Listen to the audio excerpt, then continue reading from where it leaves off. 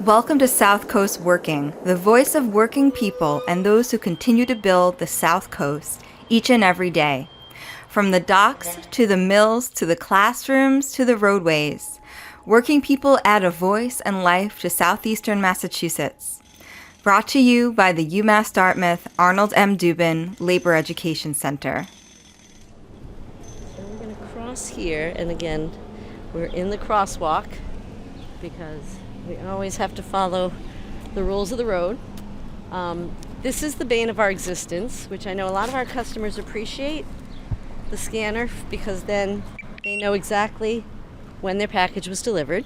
Maggi Burns Rogers is a letter carrier in Providence, Rhode Island.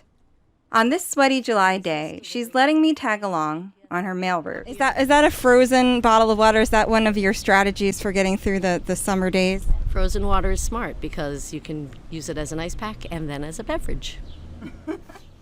And I also see that you've got a bottle of something attached to your belt. What's that? That's my dog spray. That is for the little puppies who, even though it's kind of probably the oldest meme on the planet, is actually a real thing. I've sprayed 2 dogs in 38 years, and I've never been bitten. So I'm proud of that, because I love dogs. You ever had to use it on a person? Oh, heavens, no.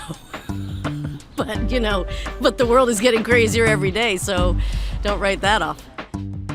I'm Andrea Maraskin, and you're listening to South Coast Working. In this episode, you'll hear from the people who keep our postal service running and the challenges it faces today. Our lifetime friends, as all of you know, they've never failed us through the years, through driving rain, sleet or snow. But now they've got a problem. Back in the 1960s, when this jazzy PSA was made, the U.S. Postal Service was dealing with an increasing volume of mail. A mail explosion. They've got a terrible load. You've got to help them right away before the U.S. Post Office explodes.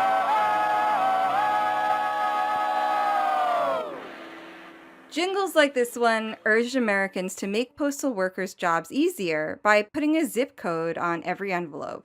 Today, with cell phones and, the internet, people send far fewer letters than they used to, but they buy a lot of things online, which means Maggie's job has changed. There's an inside joke that we used to be called letter carriers because that's our job title, and now we're litter carriers because we'll take out 50 pounds of kitty litter to the house because that's what people are ordering online. That's our job, and I'm happy to have the work, but also it takes a different kind of juggling.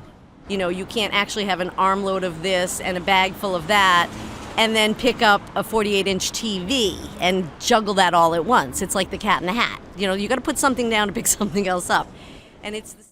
Maggie didn't plan on becoming a postal worker. Her dad was a postmaster for 26 years, overseeing an office in Pawtucket, Rhode Island. While she was in college, Maggie spent a few summers working as a temporary letter carrier. After graduation, she got a job doing social work at a facility for children. But she also took the civil service exam to keep her options open.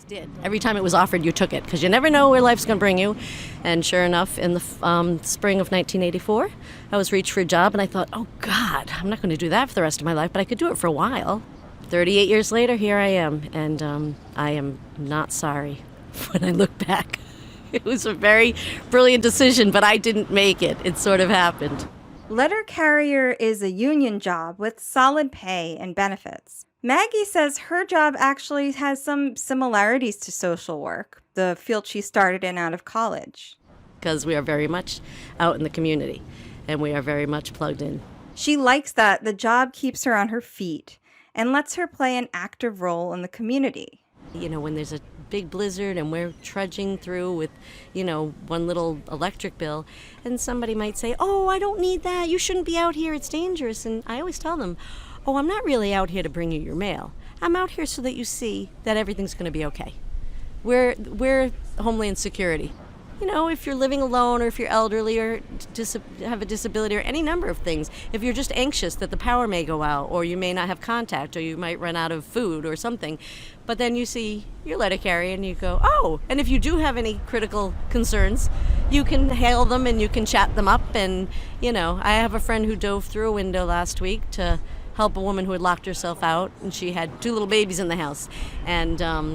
And she had called 911, or her neighbor had, because she had gotten locked out without her phone as well. But my buddy just kind of found a window and got through it and went in and unlocked the door. And so, there's heroic acts every day.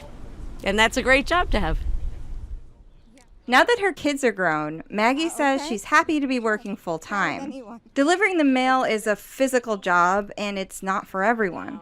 Maggie's workday is typically 10 hours. And you remember that old saying about neither rain nor sleet nor hail. I mean, I always tell people, I like the heat. I love the sun. It doesn't love me back, but I lather up first thing in the morning so that is, that's not so much the problem. And the cold weather's not a problem because we have all the right clothes. I don't move lickety-split like I did as a young person, and the aches and pains and the muscle pulls and the carpal tunnel and the foot problems, all very real. But again, I'm fortunate to have workers' comp if I'm injured on the job. I'm fortunate to have, affordable health care and access to it. Maggie is close to retirement, but even for younger workers, the demands of the job can be intense. Erin Durkan started as an assistant city carrier in the winter of 2015 in Lewiston, Maine. Although her position was assistant, she still had to trudge through the snow and ice on her own. So I started I think it was February, and it was the worst winter that all of the carriers in that office had seen in probably 10 years. Unfortunately, I didn't have the proper footwear to really handle that. So what I actually had were steel toe Carolinas, and those boots were wicked heavy. And on top of all of the ice that had formed from such a bad winter, I had lost my footing almost every step. So the route I had done to train on the first week was probably 11 miles of walking a day.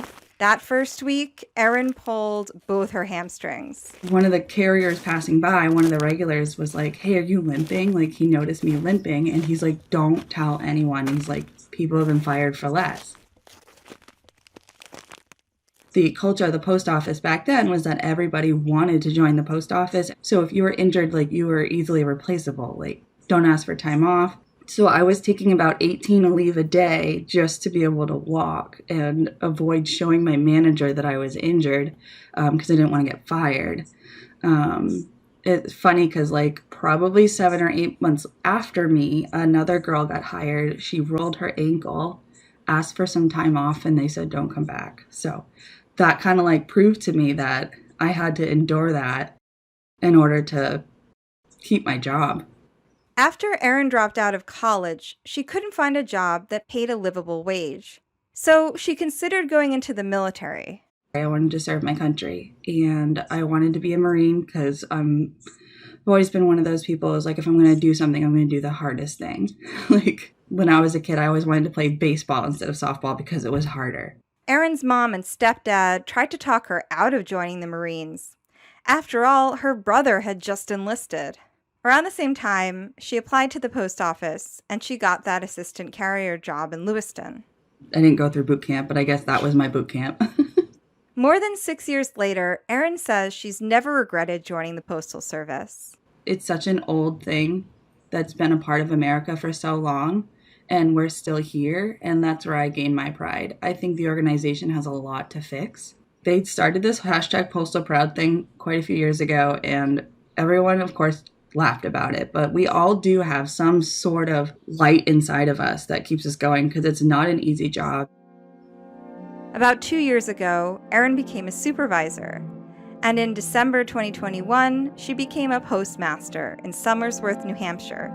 As a postmaster, she's in charge of the post office, and she tries to address some of the frustrations she experienced when she was a letter carrier and manage her office in a more inclusive way. For a lot of people in the Postal Service, they've been there 20, 30, 40 years. And you get like sometimes a revolving door of managers who want to come in and just change everything to look good, to make a name for themselves. We weren't asked, we were just told you're going to do this now. You know, it wasn't like, hey, how do you think this process is going to work better? Part of that is recognizing that postal workers come in all shapes and sizes.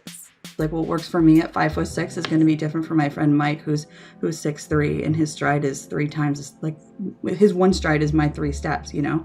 So everybody's a little bit different, and our processes are, but when you start to want to micromanage like every little thing like that, it really doesn't save that much time unless the employee is intentionally just trying to go out of their way to waste time. Erin has her own podcast and a Facebook group where postal workers swap stories and compare notes. She knows a lot of workers these days feel they're being micromanaged, and she empathizes. Before I started, it used to be a common practice where the manager would go out and follow with like an actual stopwatch, and they would clock your pace and like try to keep, there's no written standard of what someone's pace should be, because sometimes you can get a carrier that's like 86, you can get one that's 18. So their pace is like, and same thing like I mentioned, size. It's all going to be different. As long as you go at a steady pace, there really shouldn't be any issue. But they used to actually clock someone's pace and try to say, if you ever walk any slower than this, you're in trouble. If a letter carrier in her office isn't meeting standards on the job, Erin tries to help them fix the problem first. Hey, what are you doing wrong? How can we train you better? At least that's how I would approach it. Other managers sometimes just write people up. I came from an environment where I was just written up without even having a conversation. Like, hey, you made a mistake. Make sure you don't do it again. Like, it was just right up. And that's kind of why I got into management, was to be one less of those managers. We don't need that. Erin says the culture of the Postal Service is changing. When she started working there, it was a highly coveted job. Now, it's hard to fill open roles. There used to be a wait list for the post office. People used to go and take their tests right out of high school and wait 10 years to get called from them. I know people who have waited years for a phone call for their job, and it was the best thing that ever happened to them. And it's just not that way anymore. A lot of offices that are nearby, like a Walmart distribution center, they can't hire on anyone at $17.98 an hour because they're starting at the distribution center full-time, full benefits for $20 to $25 an hour.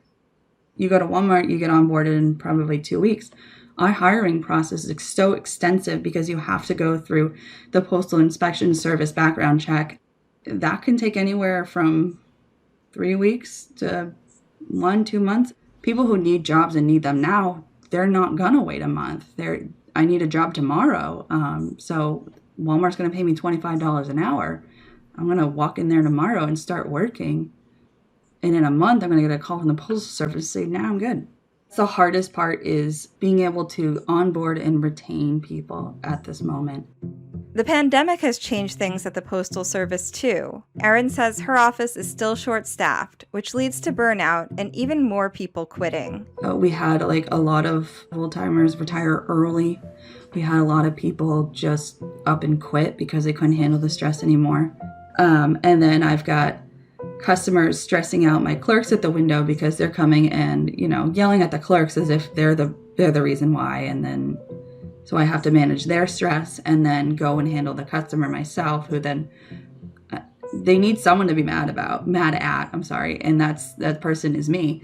And then I'm reporting delayed mail to my upper management and my district manager, and I just get, not individually, but like as a group, we get these scorecards like emailed out to us every single day of how we're doing and what we're not doing. So you're getting it from every single angle, and it's a lot, and it creates a lot of pressure. And honestly, the culture of America is turning around where people are really just saying, no, I'm not getting compensated enough for this.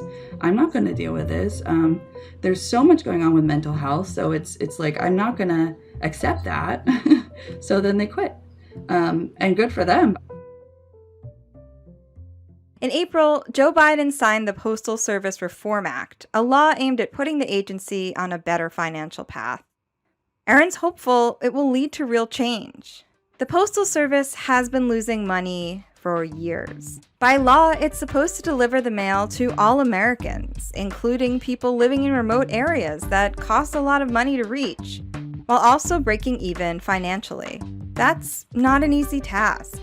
To make things even more difficult, in 2006, Congress passed a law that required the Postal Service to pre-fund its retiree healthcare benefits 75 years in advance.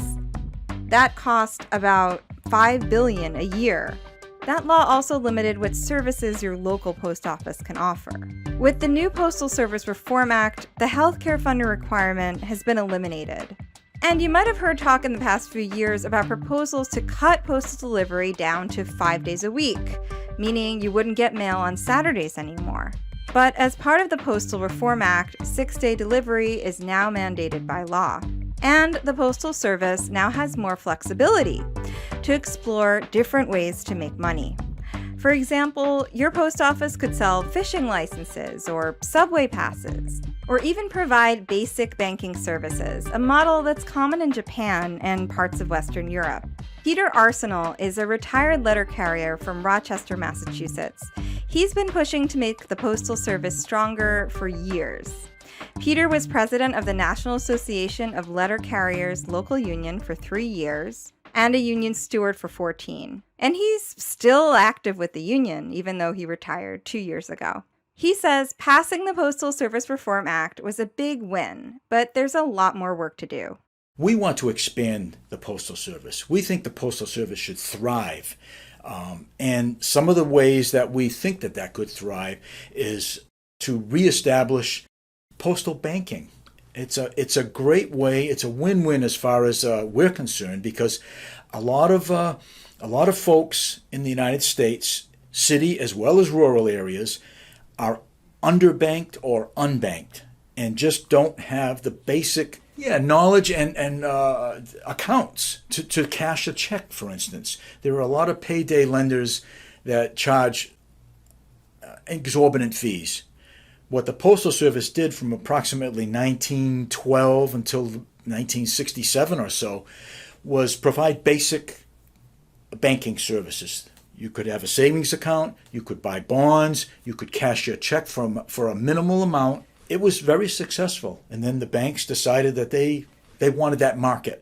Corinne Williams is the executive director of the Community Economic Development Center in New Bedford. She says banking at the post office could be a big help for low-income neighborhoods like the one her organization serves. We're located on Acushnet Avenue in the north end of New Bedford, and this is a vibrant commercial district with a lot of mom-and-pop stores. And in the past, there were a number of banks that populated Acushnet Avenue, but now there are no longer any banks. So people are more dependent on financial services like check cashers.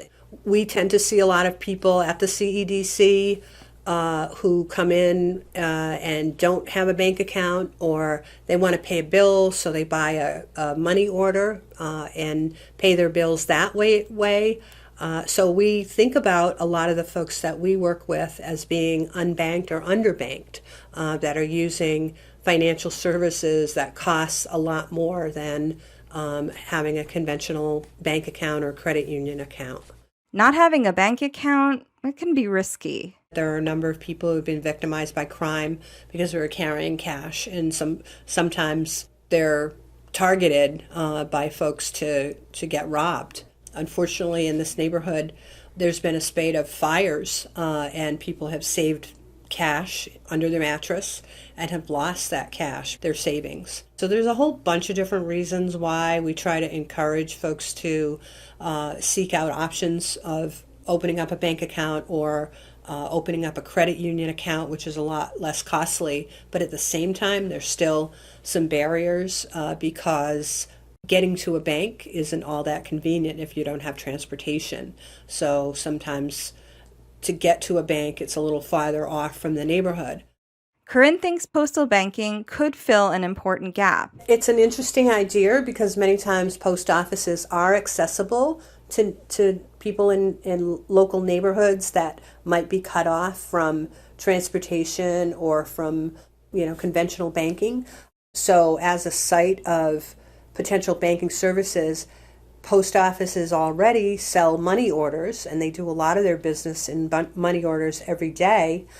The only thing I would say is that I think post offices, in some cases, especially in neighborhoods which are, predominantly Latino or predominantly Spanish speaking or predominantly Portuguese speaking, that the personnel also need to reflect the neighborhood, so that they're providing those kinds of services and providing the language access, and that's something that should be paid attention to as well. On another July day, even hotter and more humid than the one I spent with Maggie, I asked Peter Arsenal to take me on a tour of his old postal route in New Bedford. Instead of walking, he drives me around in his air-conditioned car. Smart. On the white house with the brown trim, that was John and Jane. They were really nice. I met John. He was now a retired UAW worker from Revere Copper and Brass, but we met and became friends on I'm just gonna stop you for a minute at Solidarity Day. I think it was 1982, the march in Washington, and we became friends. And then I eventually got this route, and then I didn't know where he lived. We were just friends through acquaintances more. We reconnected over here. Real nice guy. Okay, I'm gonna go out now. Okay. My hat. Excuse me.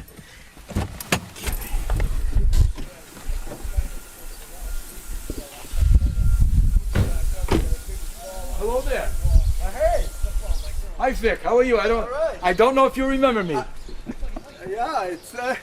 I was your letter carrier. Yeah. Okay, all right. And what Peter. are you now? I'm retired for 2 years. Okay. Yeah. Andrea And Victor. I'm Vic. Vic. Yes, nice to meet you. Yes. He was one of my favorite customers. We would talk maybe That's right. maybe once every couple. The two weeks. men catch up for more than a few minutes. Vic is an immigrant from Cape Verde who came to New Bedford in the 1960s. He and Peter were both economics majors at Southeastern Massachusetts University, or SMU, which is now UMass Dartmouth. Their conversation covers democracy, macroeconomics, higher ed. It's anything but small talk.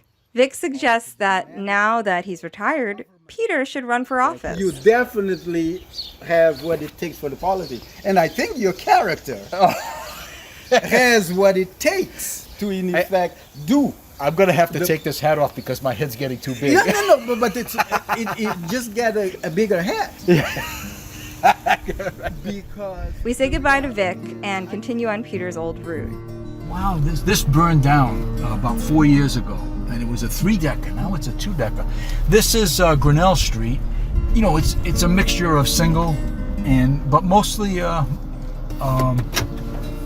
tenements, 2 and 3 deckers, but a fair amount of single family homes. It's lower middle income. Most of the folks here work, but not at great paying jobs, or they're retired. This is one of the poorer streets on my route. They were also the most generous people. The most generous people who would give me a Christmas gift. You know, nothing, not a huge thing, but would give me a card and some money and or gift card or something like that, and you just appreciate it. Wow, I had some places that had these gorgeous sunflowers.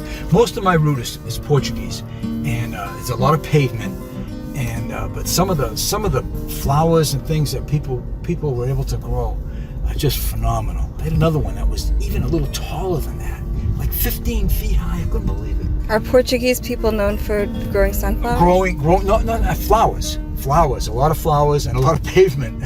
But yeah, it's just it's like a cultural thing. My uncle was fabulous at that. He was his last name is Machado, and he was really good at that. Now this I'm going to show you. I'm just going to go around. This right here on the left is called a chop shop, barber shop. But for years it was that coffee shop. For about 15 years, I would stop there for my break and lunch. This is the middle of my route, Metro Pizza, and one of the things, especially as you get older, I would go there more often toward the end of my career, but just to have a place where you can have restrooms, clean restrooms, was really appreciated.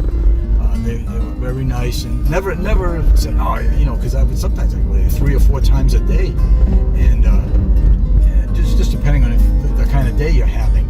And hi, and it was not as if I ever really ate there. I imagine I felt guilty. It's got to be hard for certain carriers, especially like since COVID, restaurants have gotten more strict about using their bathrooms, and there's a code and things like that. Yeah, but they didn't have the code, but there was not a problem for me. I was very fortunate that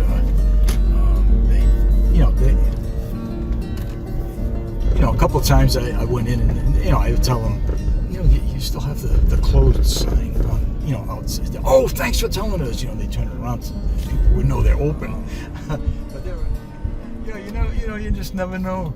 These are 2 sisters that used to live here, elderly, and they used to ask me so many mail questions. It was almost, what about this, Peter? What about that? And I think part of it was just to have conversation, and have social interaction. And they were nice, but sometimes they weren't as talkative as Vic, but they would ask me all these different mail, and it was always about mail. It's funny that you said it was often a lonely job, but you know all these things about all these people. Oh, I do, but I would deliver to somewhere between roughly 550 dwellings, mostly residential, and on average I might see 20 people, maybe not 50. As Peter and I cruise around in his Prius with the AC cranked high, I think again about what it's like for letter carriers to work outside on hot summer days like this. City carriers drive their trucks or vans to park points along the route. From the vehicle, they walk from building to building, circling back to grab more letters and packages. So I want to talk about the weather. We're now in an air-conditioned car, but it's 88 degrees outside. Yes. It's like 63% humidity, and there's a heat advisory. I know in Boston they're calling it a heat emergency, and they warn people, not to be out in the middle of the day. So, how do postal workers get by? How do mail carriers get by on days like this? Well, there's only so much water you can drink, but you do hydrate. That word gets overused, but we do encourage people, and the Postal Service management, they don't want people dropping. It costs money to replace those of us that. But we did have a person that was in Massachusetts several years ago that died on the job of heat exhaustion. According to the Department of Labor, in July 2013, a postal carrier in Medford died of heat stroke the day after collapsing on his walking route, a 5-hour walk in 94-degree heat. We tell people, you start feeling lightheaded, you start feeling, blurry vision, stop. You take a little break. You take the break that you need. If you need to take some water, have some more water. But you'd rather have, our local union president encouraged, I'd rather have you get disciplined for taking too long to do your route than to have to visit you in the hospital. Whatever changes are in store for the Postal Service, delivering the mail will always be a physical, hands-on job, and workers will always need to fight to make sure they stay safe. Here's Maggi Burns again, the career letter carrier in Providence. I do tell young people that if you need to be educated, but you also need to not be afraid of heavy lifting. Because the people who do the heavy lifting are always going to have work.